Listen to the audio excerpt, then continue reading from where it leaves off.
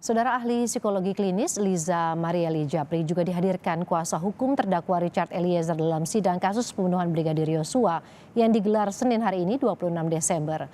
Liza mengungkap hasil observasi psikologi serta hasil tes deteksi level kejujuran terdakwa Eliezer. Apakah Saudara Ali pernah berinteraksi dengan Richard Eliezer? Jika iya, bisa tolong jelaskan apa yang dilihat, diamati, serta diobservasi dari Richard Eliezer maupun orang terdekat dari Richard Eliezer. Baik, saya pertama kali bertemu dengan Richard itu pada tanggal 15 Agustus 2022 setelah ada permintaan dari para penasihat hukum. Pada saat pertama kali bertemu itu memang kondisinya masih sangat, menurut pengamatan psikologi klinis yang dilakukan, kondisinya masih sangat cemas. Dia banyak sekali mainin tangan, kemudian menjaga tidak ada kontak mata.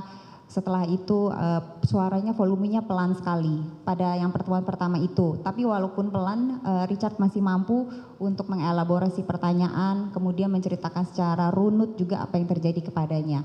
Itu pertemuan pertama. Tapi seiring dengan kemudian pertemuan-pertemuan berikutnya, apalagi setelah Richard didampingi oleh LPSK, itu dia kondisinya jauh lebih tenang, kemudian lebih bisa kontak mata, lebih santai, lebih bisa untuk tektokannya tuh lebih enak. Tapi sempat mengalami sedikit, menurut pengamatan observasi saya, sempat mengalami down sedikit setelah rekonstruksi ya, kalau nggak salah pada saat itu.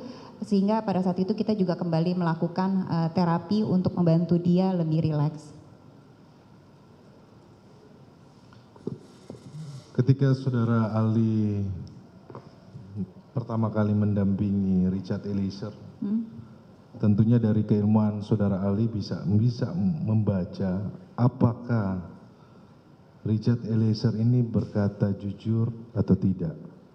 Oke, kalau itu akan masuk kepada hasil-hasil tes. Baik. Di mana hasil tes kita juga kalau ada yang namanya MMPI, Minnesota Multifacet Inventory, Personality Inventory, di mana dalam inventory alat tes tersebut memang kita akan mendetek level kebohongan, apakah bisa dipercaya, reliabilitasnya bagaimana, validitas hasil asesmen dia seperti apa, dan semua berada pada hasil yang baik. Dalam arti Richard berkata dengan jujur, hasil-hasil asesmennya dia bisa dipertanggungjawabkan, kemudian itu dari satu sisi. Nah, kalau psikolog klinis itu tidak hanya dari asesmen, tapi juga kita melakukan anamnesa. Anamnesa itu adalah wawancara majelis hakim.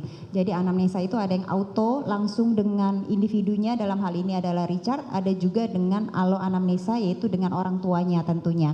Dari hasil wawancara tersebut, dari observasi, semua tanda-tanda menunjukkan bahwa ada tingkat kejujuran yang cukup tinggi. Dalam arti ceritanya runut, kemudian gestur tubuhnya juga kita bisa membedakan mana gestur yang sedang berbohong atau tidak benar, mana gestur yang mengatakan kejujuran. Kemudian setelah itu kita cross check dengan pihak orang tua, walaupun di waktu dan tempat yang berbeda, tapi dua-duanya kurang lebih mengatakan hal yang sama.